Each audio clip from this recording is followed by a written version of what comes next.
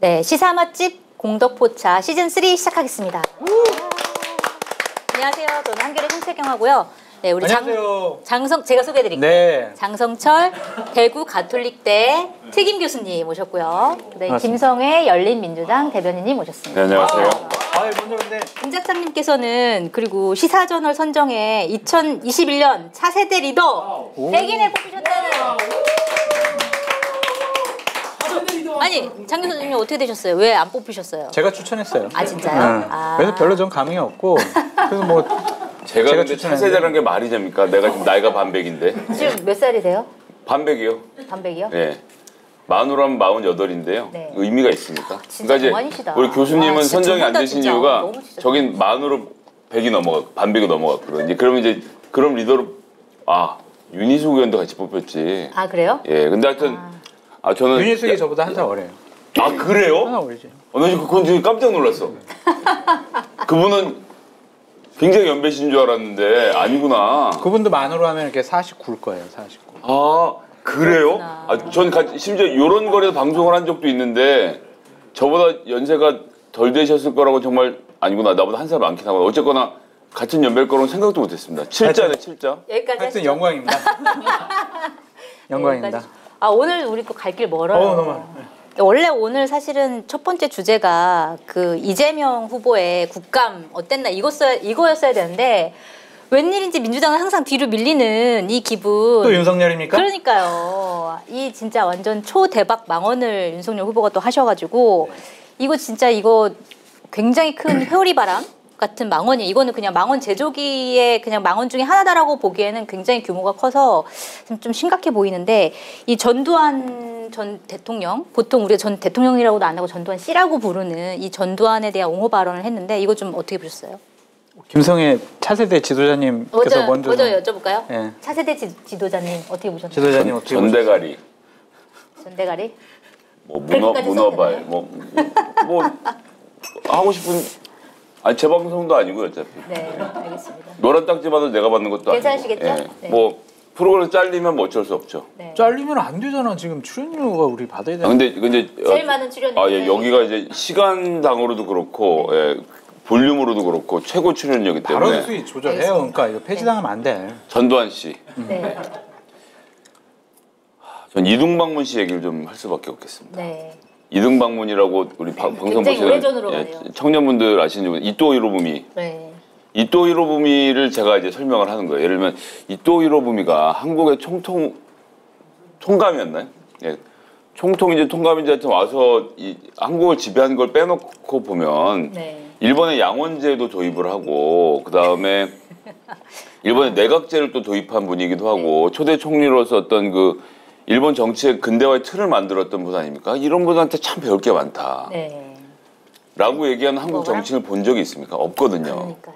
그런데다가 또 거기다 한마디도 못해서 참 온건파로서 한국을 합병을 빨리 하기보다는 천천히 만들어가려고 했던 그런 그 평화주의자였다라고 이거 아무도 안 하잖아요. 그렇게 안 하죠. 그러니까 이제 그건 뭐냐면 대한민국 국민의 정서의 온도라는 게 있는 거예요.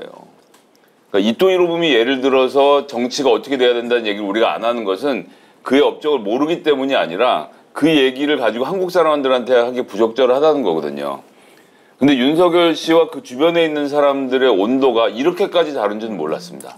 그러니까 이게 이런 발이 부적절하다는 생각이 머릿속에 있어요. 그러니까 이토 히로부미는 부적절하다는 것을 모든 국민이 공유하고 있는데 전두환 씨는 그 80년대 전두환의 업적이 있다라는 생각을 하는 사람이 존재한다는 것. 즉 그 감정적인 온도 차이가 이만큼 큰 사람들이 존재한다는 게 저는 놀라웠어요. 그러니까 네. 사과를 못하는 게 무슨 고집을 부리는 게 아니고 이해를 못하기 때문에 아니 이게 도대체 뭐가 문제라는 거야. 내가 나쁜 점 지적했잖아. 그러니까 제가 이토 히로부미 한국 침략한 거 나쁘다고 말씀드리지 않았습니까? 하지만 근대 정치를 도입하는 데서 이런 식으로 얘기를 하면 그 얘기를 누가 들어주겠습니까? 맞습니다. 그 정서의 온도를 무시하는 사람들이 집단적으로 존재한다는 사실을 안 것에 대한 충격이 전 너무 컸어요.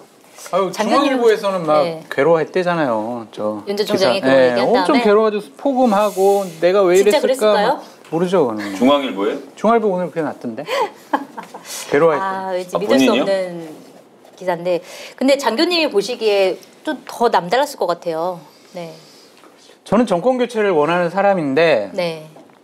그 윤석열 후보가 그래도 국민의힘 후보가 되면 제가 그렇게 비판을 하고 엑스파일 얘기를 했더라도 정권 교체라는 대의를 위해서 그래도 내가 윤석열 후보를 지지해주고 찍어줘야지 그렇게 생각을 했는데 전두환 씨 관련된 발언을 하고 나서는 내가 과연 윤석열 후보가 국민의힘 후보가 됐더라도 내가 선택할 수 있을까?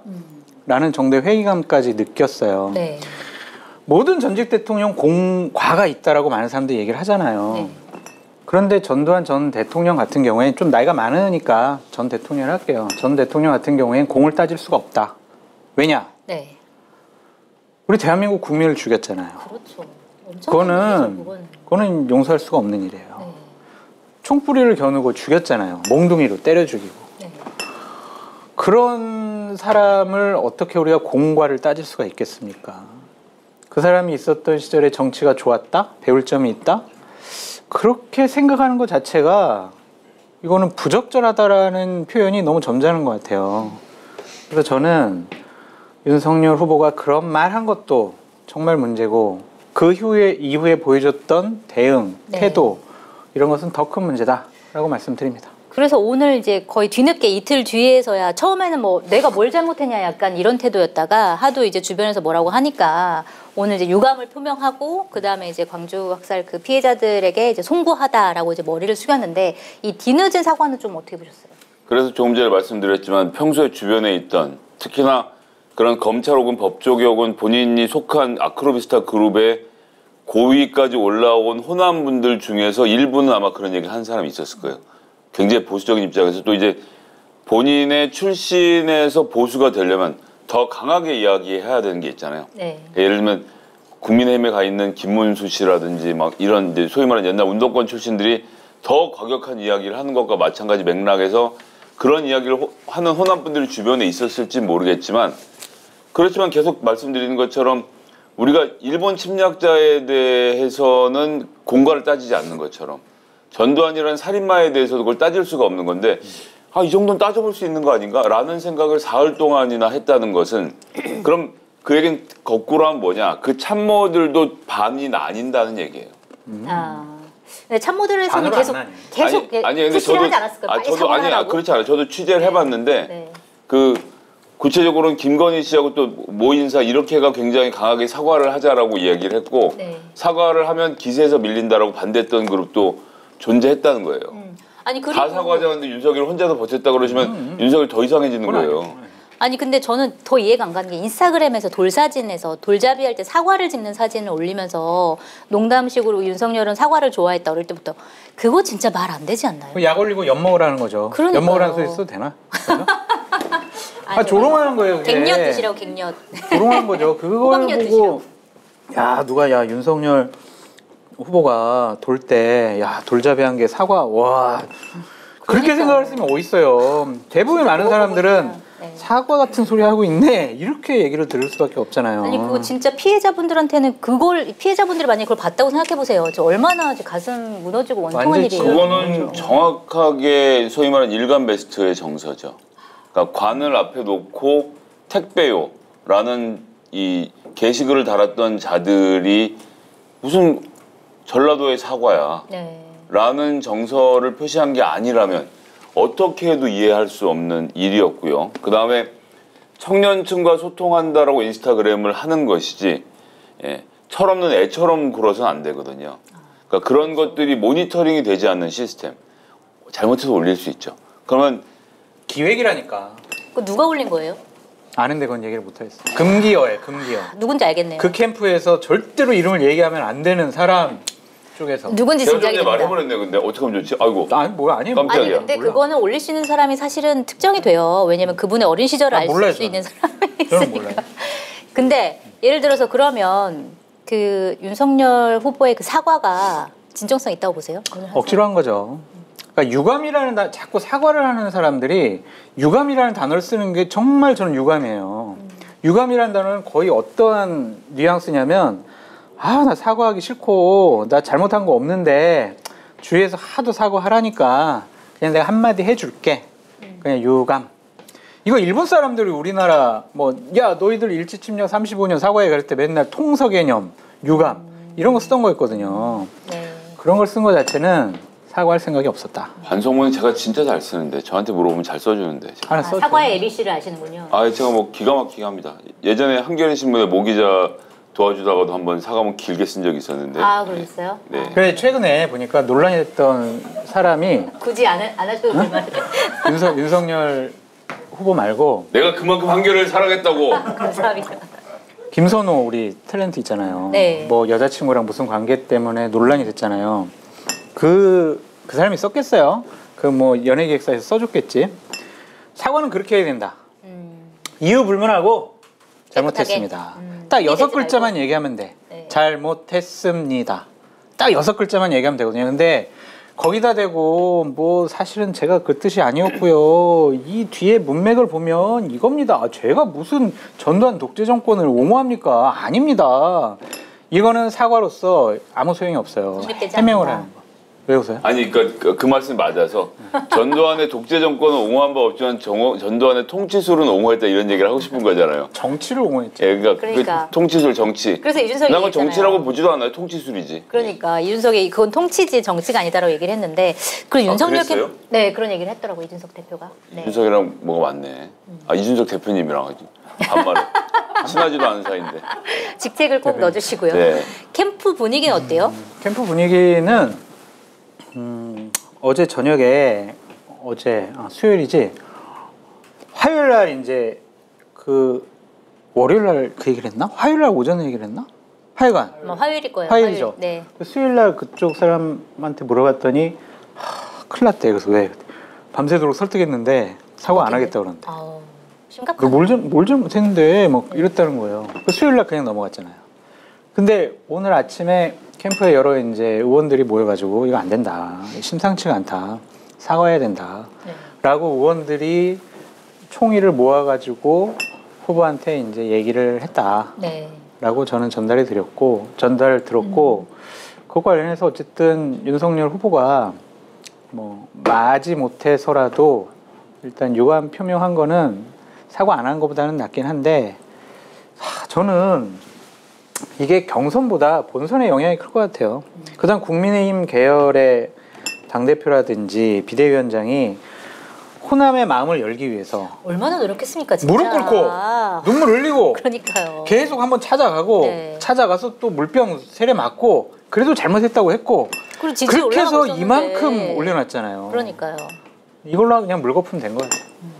아마 민주당에서도 이거를 계속 여기서 끝낼 것 같진 않고 이거는 거의 자격 박탈의 문제다. 그러면서 이건 사퇴해야 된다. 이런 얘기들을 계속 앞으로 할 텐데 이거를 어떻게 지금 윤석열 후보가 끌고 갈지 그것도 좀 의문이긴 한데 저는 좀 이해가 안 가는 게 이준석 대표는 그래도 좀 비판을 하긴 했는데 김재원 최고위원이 오늘 최고위원회에서 아니 이거 뭐 잘못했냐 뭐 약간 그런 식으로 얘기를 하면서 문재인 대통령이 전두환 전 대통령의 정치를 배워야 된다 뭐 이렇게 얘기를 했잖아요. 왜 그러시는 거예요, 그분은? 김재원 의원은 윤석열 후보의 네. 망언 해석사, 망언 해석 전문 최고위원. 네. 그렇게 봐야 될 것 같아요. 그러니까 저는 전혀 되게 도움이 안 되시는 것 같은데. 좌절감을 느꼈어요. 네. 그러니까 윤 총장의 저러한 얘기, 그다음에 해명하는 모습, 그런데 한술 더 떠서 그런 걸 수습하고 문제를 없게 만들어야 될 최고위원이 그러니까요. 거기다 휘발유를 한 거 더 쫙 뿌린 거 아니에요. 진짜 큰일 이해가- 났어요. 저는. 아니 당대표는 여수 가가지고 호남 민심 막 이러면서 사죄하고 있는데 최고위원은 앉아가지고 문재인 대통령 전두환한테 배워야 된다. 빚값 받는 거 배워야 된다. 좌절스러웠습니다. 좌절. 대구시장 선거를 호남 사람들이 호남 유권자가 투표할 건 아니니까 네. 김재원 최고위원의 입장에서는 본인의 경제적인 활동을 한 거죠. 근데 그게 나에게 최고위원 좋은 거 대로. 나는- 최고위원으로 손해볼 것 없다의 문제가 아니라 네. 당이 뭐 김재원 최고위원한테 지금 당이 중요해요. 아니, 내년에 내가 대구시장이나 경북 도지사 도전할 때 이 발언이 도움이 되겠는가 안 되겠는가 기준으로 판단을 하는 거고 이렇게 해서 나는 지지세를 결집해서 야 시원하네 라고 말하는 사람들을 보고 이야기한 거예요. 좀 윤석열 씨랑 같은 방향을 바라보고 얘기하고 있는 거 아니에요. 근데 정권 교체는 거의 신경 안 쓰고 얘기하는 것 같아요. 김 전 최고위원 얘기하는 거 보면은. 각자에게 중요한 일이 있습니다. 내가 실직을 해결하는 게 중요하지. 네. 국민의힘이 정권 잡는 건 그 다음 얘기고요. 국회의원들도요. 네. 2024년에 내가 공천을 받으려면 어떻게 해야 되지가 중요하지. 정권 교체보다 20년 정권 교체는 그 다음 문제예요. 슬프네요, 슬퍼. 근데 저는 하여간 이 발언이 네. 제가 보수 우파 쪽에서 계속 한 길을 걸어온 사람이긴 하지만 정말 이게 정치 지도자로서 대통령으로서 가치관과 철학이 맞는 것이냐라는 네. 근본적인 회의감까지 듭니다. 제가 오늘 막 이런 비판한 걸 갖고 네. 저를 이제 공격하거나 윤석열 지지자 측들은 네. 장성철 저 개 XX 막 이러겠지만 네. 저는 이거는 아닌 것 같아요. 아무리 보수 우파의 지도자라도 이런 말을 하고 이런 말을 하는 사람에 대해서 비판을 하지 않는다는 것 자체는 정치에 관여를 하고 있거나 정치를 하는 자격이 없다라고 저는 생각이 듭니다. 정말로. 이거는 안 돼요. 이건. 근데 그러면 과연 현실적으로 봤을 때 이 발언으로 윤석열 후보 지지율이 떨어질까요? 현재 오늘 나온 여론조사를 보면 지지율이 떨어지지 않았다라고 객관적인 데이터에서는 나오고 근데 있어요. 그게 이제 그 발언 이후에 조사된 건가요? 아니요. 아마 그게 아닌 이제 것 같아요. 오늘 목요일이었으니까 네. 화요일, 수요일 날 조사를 했을 거예요. 아, 그럼 발언이 그래서 어느 정도는 뭐 반영이 됐을 텐데 아, 근데 안 떨어진다는 안 것도 참. 떨어졌어요. 더 좌절스러운 게 올라갔어요, 오히려. 아. 국민의힘 지지층에서는. 네. 그럼 이거 뭔가요? 지지율 결집으로 봐야 되나요? 어떻게 해석해야 결집으로 봐야 되나요? 되겠죠. 또 뭐 그래도 맞는 말 했는데 뭐 그냥 이러고 가지고 또 저 집권 세력이 우리 윤 총장 또 때려잡으려고 그런다. 네. 그런 생각을 하시는 것 같아요. 보호 본능이 더 발생하는 것 같아요. 왜 지지율 오르는 건 왜 그런다고 보세요? 저는 다음 주에 봐야 되는데 저는 수도권에서 떨어질 거라고 봐요. 그러니까 이제 네. 수도권의 호남 출신 분들이 호남 출신이지만 여러 가지 상황을 고려했을 때 그래도 망월정한 사과도 했고 그다음에 내가 당장 먹고 사는 문제 생각했을 때 민주당이 집권하는 거보다는 윤석열이 낫겠다라고 생각해서 마음을 바꾸신 분들하고 그 중간지대에 있던 분들이 있는데 이건 정서의 뿌리를 건드리는 거거든요. 네, 그러니까 그렇죠. 살인마란 그 사람이 살인한 게 중요한가요? 일을 잘했는데 이렇게 얘기한 거잖아요. 그럼 이제 그 얘기를 듣는 살인마가 살인을 저지르는 현장을 목격했거나 그 피해자를 건너서라도 아는 사람들은 이건 정서의 바닥을 건드리는 거죠. 그렇죠. 얘는 안 되겠다라는 생각이 들 수밖에 없어서 그래서 뭐 호남은 어차피 지금 홍준표와의 대결에서 호남에서는 지지율이 없었고 그렇죠. 변할 게 없고 수도권에서 있던 것들 중에서 저는 이 정서의 뿌리를 건드린 것에 대해서 이번에 마음 돌려 먹으려고 그랬는데 아무리 그래도 저건 아니다 싶은 분들이 좀 돌아서는 게 있을 것 같아요. 장교님처럼 웬만하면 봐주려고 했는데 도저히 이건 봐줄 수가 없다라고 하는 분들이 정확한 아마 지적이에요. 움직일 거다. 정확한 지적. 정말. 그래도 문재인 여권 좀 싫고 이게 좀 바뀌어봤으면 좋겠는데 여권 지지 성향의 분들이 이 얘기를 듣고 또 옹호하는 저 최고위원의 얘기를 듣고 역시 국민의힘은 안 돼 라고 할 것 같고 민주당의 명락 갈등이 네. 이게 좀 사그라질 것 같아요. 그러니까, 이걸로 대동단계. 네, 이재명 지사 쪽에서 봐라 저 네. 쟤네들한테 정권 뺏기면은 네. 이게 말이 되냐 우리 뭉치자 그런 명분을 줄 것 같아요. 본선에서 되게 안 좋아요. 지금 패트릭 남님께서 장 교수가 진짜 보수지. 맞습니다. 아니 근데 이게 보수 진보를 떠나서 상식인 것 같아요. 저도 이런 보수를 원했습니다. 국민을 죽였잖아. 그 사람한테 어떻게 좋은 정치를 했다. 정치를 배우자. 이게 말이 되냐고. 이게. 살인자한테 살인만 빼놓고 다 배웁시다. 이렇게 해야 되는 거예요? 그러니까. 신창원이 도둑질은 했지만 패션 감각은 배울 만하다고 말하는 거랑 똑같은 거죠. 쫄 입은 거? 패션 감각 좋으셨어요, 그분이? 아니지. 농담을 하는데 자꾸로 받아요.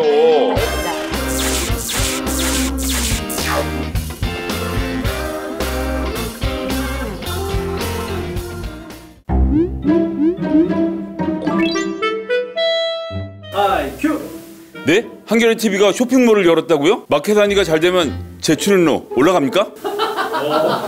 대화하듯이 저랑 대화하듯이 하면 돼요. 그냥 이걸 누구랑 얘기하는 거예요? 저랑. 네. 저희 마케난이 연 거 알고 계시죠? 한겨레 TV가 쇼핑몰을 열었어요? 네, 저도 사실 들어가 봤습니다. 엄청 쓸만한 물건들이 많던데 저도 직접 한번 쇼핑을 해보려고요. 근데 이거 확실히 하면 제 출연료 올라가는 거죠? 네, 열심히 쓰겠습니다. 출연 올라간다는 믿음이 가십니까? 전 한겨레를 믿습니다. 한겨레 정기 구독자이기 때문에 한겨레가 저한테 거짓말 안 할 거라고 생각합니다. 저만 올려주셔도 됩니다.